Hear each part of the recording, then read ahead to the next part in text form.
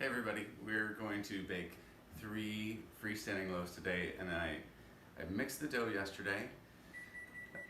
My oven's ready. I started refreshing the sourdough early in the morning, and then about 4 or 5 hours into that I mixed the dough.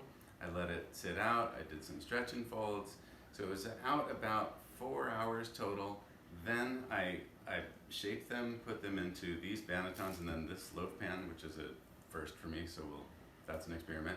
And then I stuck them in the refrigerator overnight. Then this morning, because they were nice and cold, I took them out about 4 hours ago, and now we're about ready to bake. So it's just a good example, I think, of how you can use time to, or the refrigerator, to make up for the time that you do or don't have.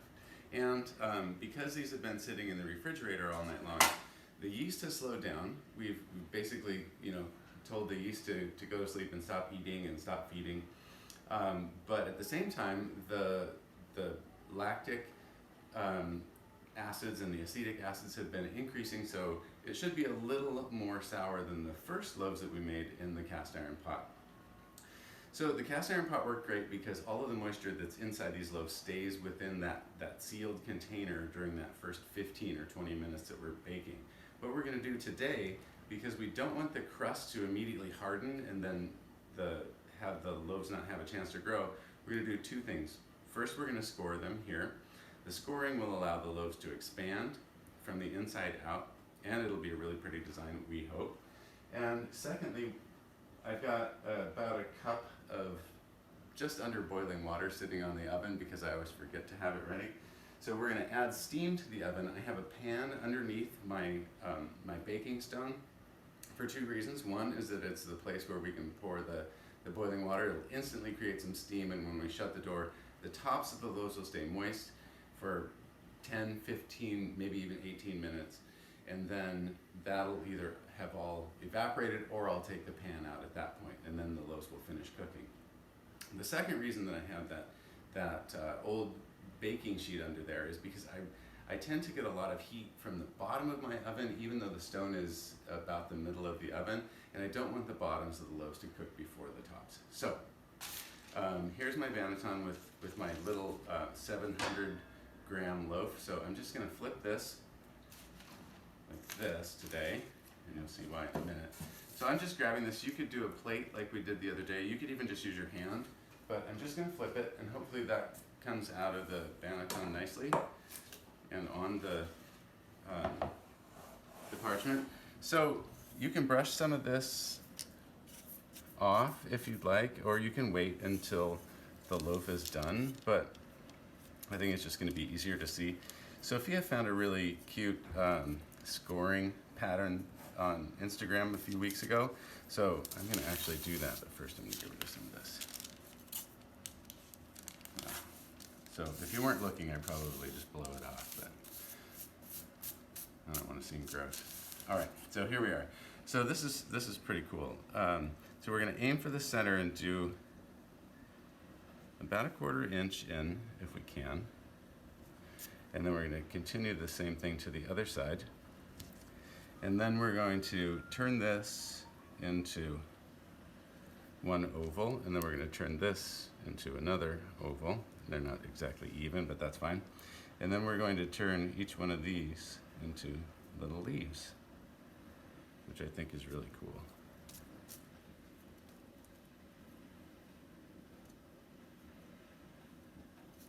And then you could put, some other little things on the side if you want, or whatever.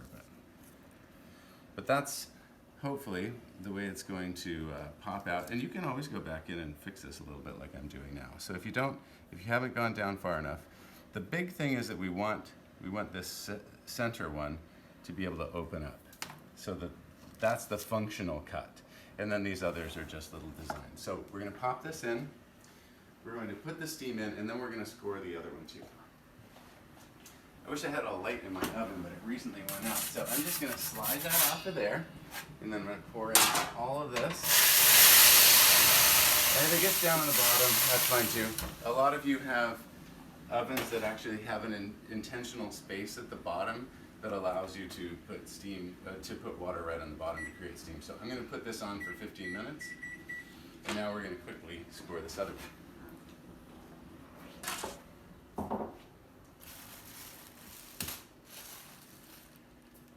So I've never actually done this before with a loaf pan, but I had this third,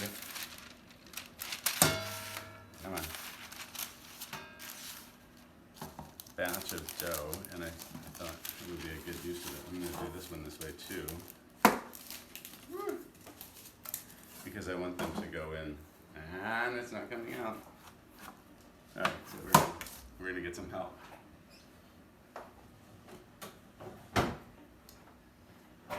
I'm not really worried about this. However it comes out, it's going to taste great. I actually feel like I should flip this, but too late now. So let's just score this kind of like we would a baguette and see what happens. I bet it works. I could have dusted this with some flour. That would make the scoring a little better. Might be super ugly. It might be really rustic looking. We'll find out. All right, so in they go for a few minutes. We'll come back, and actually I'm not going to stop it. At 15 minutes, I'm going to turn them around 180 degrees so that they get a chance to cook from the opposite direction, and then we'll see what they look like when they come out. So we're back, and here's what happened with these two. So as you can see, this loaf that I was worried about, it spread out. So it's not that it didn't rise as high as this one. It's not that it's going to be dense on the inside, it just spread out.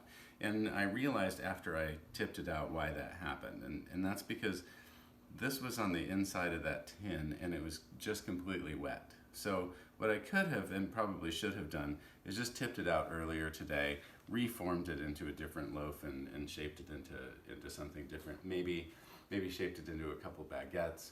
And then this one, you know, it's okay. But what happened is this side obviously split open.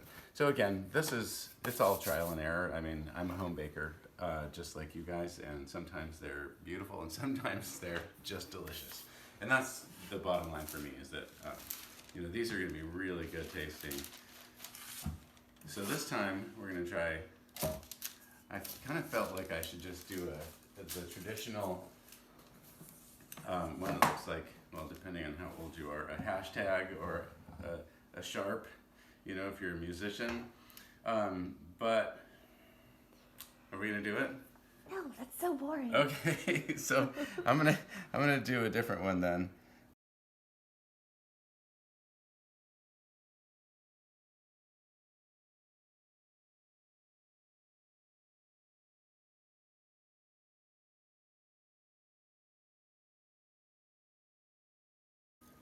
I like it. It looks good. All right. So in this goes, same thing. We're gonna put it in for 15 to 18 minutes with steam. Then I'm gonna take the pan out. Oh, be very careful not to splash water on the glass door of your oven because they can crack. I do use really hot water so that hopefully it's not that much of a difference, but we're still talking about a couple 100 degrees difference between the oven at 480 where I have it and 210, 12 degree water. So you definitely don't want to get that relatively cold water on your glass door because it could crack. So we'll check in after that loaf comes out. So I'm going to turn it at 18 minutes or so, and then probably give it another 15. This one was about 38 minutes total, and that's a nice color for me. You may want it a little darker. This will cool a little, so it's not going to be, as it cools, it's also going to soften just a little bit. This one's already softening a tiny bit. So you don't have to worry about having too thick a crust. You'll get a thicker crust if you cook it at a lower temperature, say 425 or even 400, for a longer period of time. So if you want a nice, dense, chewy crust, that's the way to go. Okay, so we're done for the day. This is the third loaf that we baked, and as you can see, it came out pretty nicely, I think.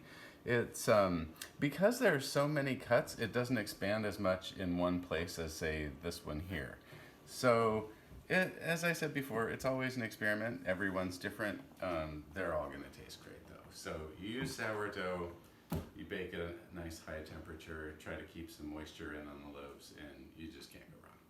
So that's it for today. Ask me a question if you want in either Facebook or Instagram, and I will try to get back to you. Thanks for joining us.